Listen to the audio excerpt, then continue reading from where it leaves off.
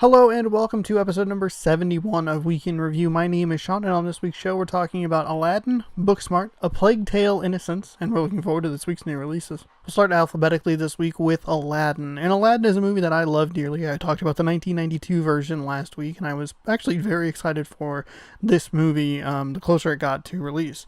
I remember when I went and saw Beauty and the Beast, I kind of liked elements of it, but I didn't like the movie overall. I thought I had some weird pacing, and there were other issues with it.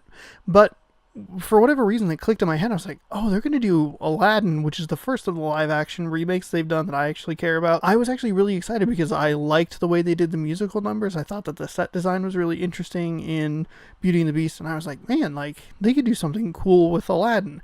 And for the most part, they do a pretty good job with it. There is some weirdness to it, and I think you could nitpick a lot of things with this movie, but for me, I had a really good time watching it. I think Will Smith is a brilliant casting choice as the genie, and when they were talking about the live-action remake of Aladdin, I was thinking, who would I want to be the genie? Will Smith's name never popped into my head, and he's such an obvious answer that I just totally missed. I've seen Men in Black so many different times, and I love him in that movie, and saw Wild Wild West. I mean, mistakes were made. He's really great in The Pursuit of Happiness. He can do a little bit of everything, and he's just, such a good pick for that, where I was just like, man, I sat there and was like, oh yeah, no shit. What a good answer to that I never even came up with. For as much as I like the movie, I do think it comes with a little bit of a disclaimer. It took me a little bit to get into it and figure out kind of the flow of what they were doing. The series of events that happen early in the movie are changed around a little bit, and it just threw me for a loop because the setup to the movie is very similar, even if it's just a different location. And so I was kind of starting to anticipate, okay, we're going to really follow the plot structure of the first movie. And when they switch over to Agrabah, that's where things get changed around a little bit, including the style of music that they use, which is probably a little bit more authentic to where they want it set. And it threw me for a little bit of a loop because I was like, oh, here's my favorite song. And then it wasn't quite the beat that I was expecting, and it wasn't quite the music that I was expecting. And I was like, okay, I'm not really sure. But then I thought about it, and it's, I came to the conclusion that I just said, it's a little more authentic to where they're going to be. It feels like it's a better fit overall. After about 20 minutes or so, I kind of got settled in and kind of understood what they were going for, and most of the changes they make are totally fine. It doesn't really matter. I actually like some of the changes. The genie has a little bit of a plot line, like a B plot line, with the handmaiden from the palace that I really enjoyed and I thought was a terrific addition. And we get the two things that I was hoping that this movie would do when I talked about it last week. Do we get more depth with Jafar and Jasmine, the two J's? And for the most part we do. We get Jafar's set up a little bit earlier, and we get his motivation and his end goal a little bit sooner, which I think helps. I think it helps because when he starts making all these devious moves, it makes more sense. That was one of the bigger things I took away from 1992's movie was boy, he does a bunch of stuff, but it's never super clearly explained, and that just was weird to me. I'm all over, words are all over the place. The other key piece to this, and the other great addition to this movie, is the added depth that Jasmine gets. In the first movie, I didn't realize when I was a kid, and it just hit me when I watched it last week, that her character is pretty shallow for the most part. There's hints of depth there, and there's teases of a greater story with her, and I think in this movie they really execute that super well. She wants to be Sultan. She plainly states it. She's like, I want to be Sultan. I can do this. I've been studying. I can, don't listen to him, listen to me. I've looked at books.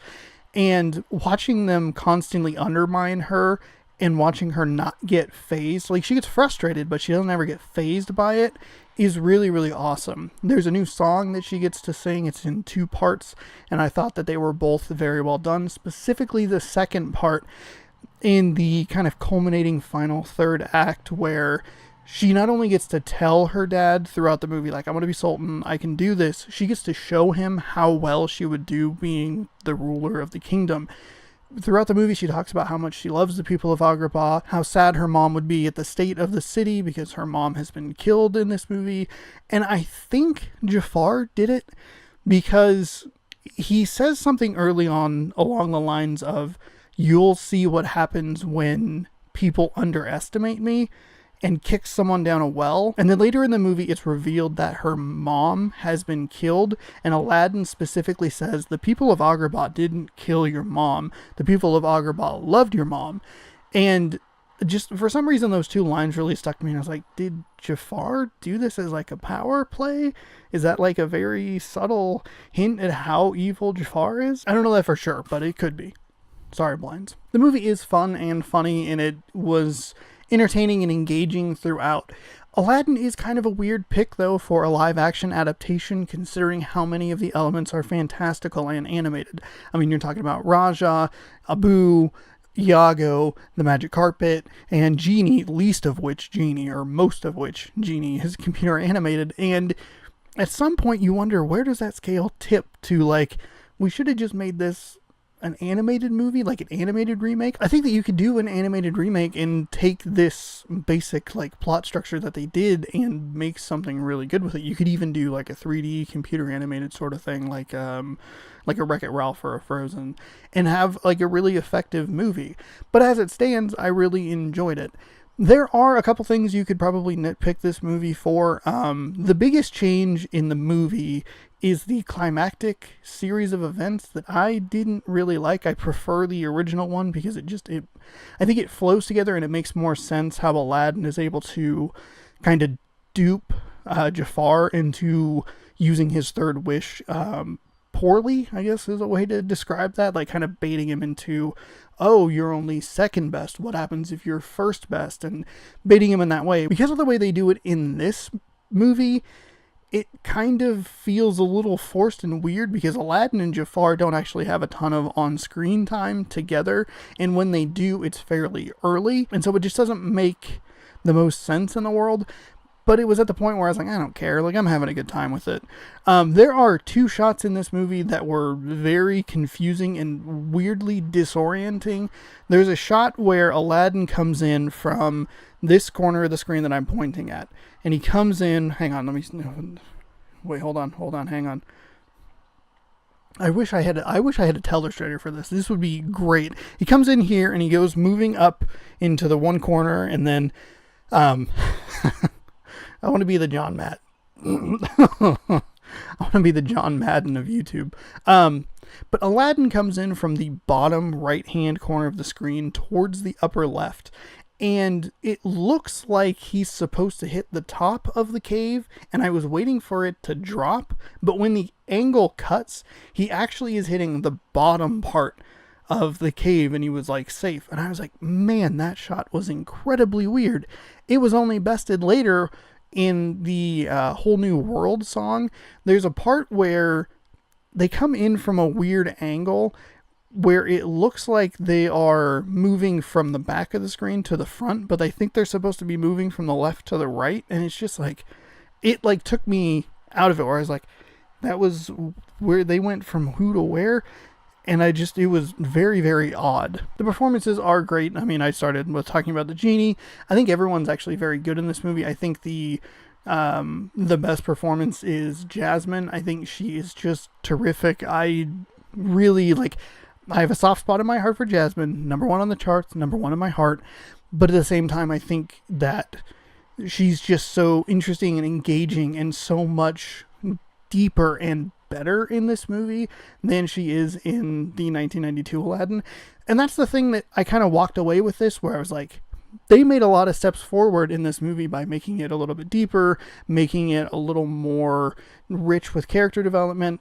But at the same time, there's a lot of effects, and some of them don't always look very good, and some of the lines are super forced, and there's a couple of times where, they start into a song, but it's not clear that he's supposed to be in a song, or they are supposed to be in a song, and it's just super weird. The movie also doesn't have as much of its own personality as I was hoping for. It follows the very basic plot structure of the original Aladdin, and it seems to stick towards that sort of thing, and I think this movie is actually at its best when it doesn't explicitly follow that movie. There are two scenes. I already mentioned the plot line with the Genie and the Handmaiden. I love that little beeline story, and that's one of them. That's where the movie's kind of at its best. And there's another scene later, right after the Prince Ali song, where they go into the palace and they talk about I've brought you gifts and I've done all this. And it's a very funny exchange between the genie, Aladdin, the Sultan, and Jasmine, where Aladdin's getting nervous, so he's stumbling over his words, and it doesn't quite go like very well for him, where he like gets hung up on these like jams. He's like, we have jams, we have seedless jams, we have yam jams, and the genie's like, you gotta move off the jams. Like, it's a very funny moment where the movie seems to take on a personality of its own. It also calls into question where the hell Ababwa is. Prince Ali, alias Ababwa. Like, it's something that's completely, I was thinking about it at the store today. It's something that's completely skipped over in the first movie. Like, no one ever questions Aladdin about where Prince Ali comes from. And so they do that, and they use that as like a new piece of information into the movie, and how do you get around that, and like, it shows how powerful the genie is, and it's just, that's where the movie's at its best. Like, when it does something that I wasn't expecting, and when it does something that adds to the Aladdin lore overall. I don't know. That was when I had the most fun with the movie, and when I was like, hell yeah, like, this is why I love Aladdin, and this is why I'm really enjoying this particular movie. I don't think people who liked Aladdin are going to walk out of this thinking it's the worst movie in the world. I would bet that most people would think that the 1992 version is better. I think a lot of those people, like myself, are also going to have rose-tinted glasses. But I think that if you go see this movie, I think you're going to have a fun time. I don't think it does necessarily enough to be like, if you're an Aladdin hater for some weird reason, I don't think this movie's going to like turn you onto it. But I think you're in for a really good time no matter what. I don't know. It's a very enjoyable movie. It's not the greatest thing in the world you'll ever see, but I had a great time with it, and I would recommend that people check out Aladdin. Our second movie this week is Booksmart, and we finally have that movie that is head and shoulders the best movie of the year, like, so far and away the best movie of the year. I loved this movie from start to finish. Every second of it, I was just enthralled with it. I think this is a magnificent movie. It does a great thing in the basic plot structure is super simple, and that allows them to go in a bunch of different directions without having to follow through on a bunch of overly complex plot points. It's basically a movie about two girls who want to go party because they've never partied. They always worried about getting straight A's, and kind of the hijinks that follows that. And the way that starts off is a very like realistic and kind of weird conversation that happens in a bathroom, and that, like, the way it kind of tips the dominoes is really interesting to me.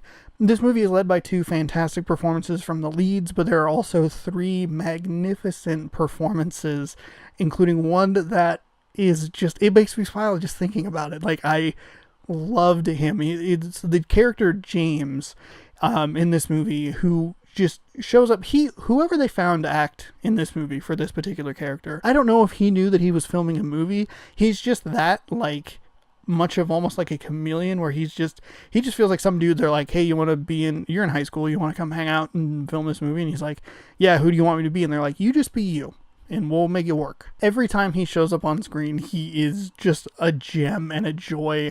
And there are two other performances that show up early in the movie who are very good. They are the kind of like textbook thespians who are taking it very seriously. They're doing like a Shakespeare in the parking lot of like a Whole Foods or something. And it's like weirdly absurd, but kind of makes sense because they're all in high school, so they're not going to be able to rent out like some big theater, but it's weird that they're doing it in a parking lot. I don't know. There's like, those are the kind of jokes that are in this movie, and they were tickling me to no end. I think I laughed the most out of anyone in that theater. It was probably about, I don't know, third full. And boy, I was in stitches for most of it. So the movie follows the hijinks of the two girls who are trying to get to a party. It's such a brilliantly simple setup that they get to have all this fun with that leads them into all these kind of like weird and crazy ideas and hijinks and whatever. And that would be enough to seal my recommendation. But it's the final act, the third act, that really sets this movie apart and does something that I didn't expect it to do. It might be a little predictable from the early portions of the movie, and it's, as I was walking home today, I was thinking about, like, there's a thing that happens early in the movie where if you are a watcher of a lot of movies, you'll probably look at it and you'll go, oh, this is going to come back up later, and you can kind of see where it's going. And it's one of those things that not only is it kind of predictable, but it also would be a negative in a movie that you don't like, but is a kind of like whatever sort of thing in a movie that you do like. And that's the side it falls on with this movie, where it's like, yeah, I could have called that, but I don't really care because I enjoyed it so much. If you flip some other movie and you're like, man, I can't stand this and I hate everything, of course that stupid thing came up, and of course they did it, and it's very, that sort of mentality of it. When that comes up and when the break happens and when things shift and change, you realize that not only have they put walls up, the two main characters that you're following, they put the walls up between them and the people who party, and they don't want to be like them, and they just want to do their grades, and they want to get into good colleges, and they have their lives all planned out and all that stuff. They don't understand that the other people have done well as well. And the way that kind of goes back and forth, where the walls have been built up on their side, but they've also been built up from the other people, and the way those things kind of shift and change, and the way character dynamics work, and when one character maybe gets revealed and it's like, they're totally different than the way that we've been told that they are, because we're supposed to believe these characters, and how they talk about the other students in the school like makes sense. And so we kind of just go with that because those are the two main characters of the movie. And it makes it so much more of a punch when you look at it and you go like, man, I thought you sucked, but no, like I was wrong because I just kind of believed it. Like it does such a good job with that sort of shifting and moving of things where it looks one way and then it gets twisted and somebody finally gets to explain themselves, and then you go, oh, like, of course, like I feel bad that like I didn't like you for most of this movie. And just the way the final third act unfolds, the way things come up that you didn't really think were going to matter early on kind of come up, and the way everything gets resolved is just so nice, and like it makes sense and it works. The movie is so heartfelt. It's so funny. It's sweet. It's kind. It's thoughtful. It's everything you want a movie to be, and for it to be like this funny and engaging and heartfelt, and I feel like I'm repeating myself because I just love it so much, but like Booksmart's the best movie of the year by like a long shot. And it's partially like I was anticipating this movie and I was very excited about this movie. It was one of the top 5 movies I was looking forward to this quarter, and for it to meet and exceed expectations, like watching the trailer you go, this is a movie I'm gonna like. It's just going to click with me in a way that I'm anticipating that it's going to. And for it to exceed every expectation I had for it is something magnificent. And for a person who, like myself, who reads stuff and is talking, like reading these articles about how people are talking about how Booksmart is so good, and for that to be still an understatement for how good this movie is almost kind of a miracle. Booksmart is the best movie of the year, and I highly recommend everyone goes and sees it. It's so good. The lead characters are fantastic. All the performances are great. It's funny. It's heartfelt. It's thoughtful. It's kind and sweet and just a joy to watch. And I can't wait to go see it again. The lone game on this show is A Plague Tale: Innocence. And I played this over the weekend. I actually streamed all of it. You can catch both parts right here on YouTube. And I think that A Plague Tale is a good game. I was excited about it because it looked like it was going to be a more story-driven, kind of darker, grim sort of game, and it felt like something that I just wanted to play and experience. I was not prepared for how dark and grim this game was going to be. Like, it starts at about like a 3 on the happiness level and just continues to go down, down, down, down, down, and further down the rabbit hole, or I guess in this case you might want to call it the rat hole. And I was talking to Ashley about it, and I was like, this game somehow starts bad and gets worse, and it just keeps getting worse. And at that point I had only played about 3 or so hours. I think it's the first like 6 chapters ish or so, and I was not prepared for how much worse the series of events were going to get in this particular game. And that's something I actually really like about it. It is very dark and it is very grim, but it all feels kind of cohesive in a way. Like, it doesn't feel like it's shock and darkness for shock and darkness's sake. It feels like there is a rhyme and a reason for it. And I was very engrossed and engaged. There are 17 total chapters of the game, and for the most part, 1 through 13 or so The game is much more focused with stealth action and telling you a story. Like, you're this girl, Amicia, and you have your little brother Hugo, and you're running from someone. You don't really know why, but you're just running. You need to run. That's what your mom told you to do. You got to get the fuck out of Dodge, and you got to find somewhere away from this person who's chasing you. And that would be my one criticism of the early game, would be that it doesn't do enough to give you clues about exactly what's going on. And that wouldn't be a problem, except for later in the game when all the information is revealed. It happens very quickly. And so it's kind of weird that it's front-loaded in mystery, but when you get to a certain point, they're just like, okay, here's everything, and now you have all the information. And I'm like, okay, you could have maybe squirted this out a little bit more frequently during the game. It's also at this point that the game kind of loses focus on what it was trying to do, and provided some of my more frustrating moments with it. Chapters 14, 15, and 16 were really not all that great, honestly. It does the thing that every first-person shooter does at some point, where you have built up your character and you've upgraded their equipment and you're working your way through the story, and you kind of assume that you're getting toward the climactic events because it just makes sense. It's following the flow of the story. And then all of a sudden you lose all of your equipment.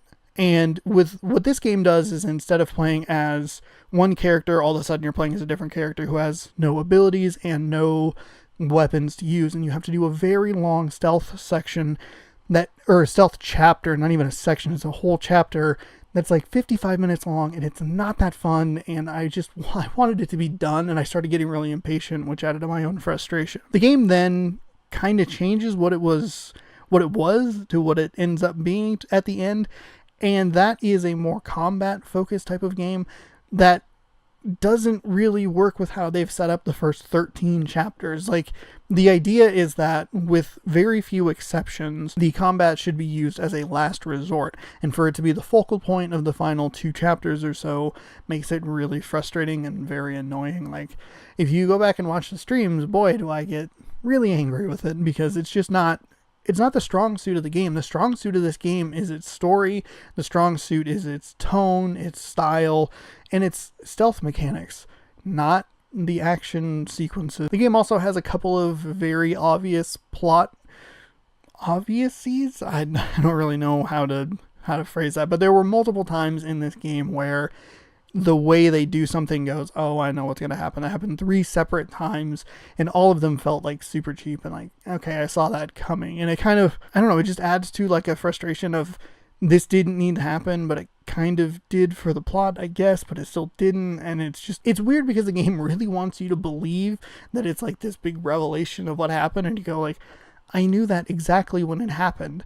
Like, the rules of game design, or like plot structure, or even like in movies, is if X happens, then Y will happen. And that happened a couple of different times, and you just go, well, that feels a little cheap.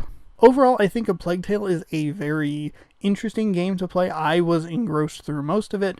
It was a game that actually clicked well with what I was feeling like playing, which was a very linear, with some options here or there, linear type of game that has an interesting and intriguing story. It's very engaging. It has like stealth mechanics and some combat stuff that isn't the strongest part of the game. I think it loses its footing in the last 3 or 4 chapters, and I think it would be better off if it stuck more with what it did for the first 3/4 of the game towards the end.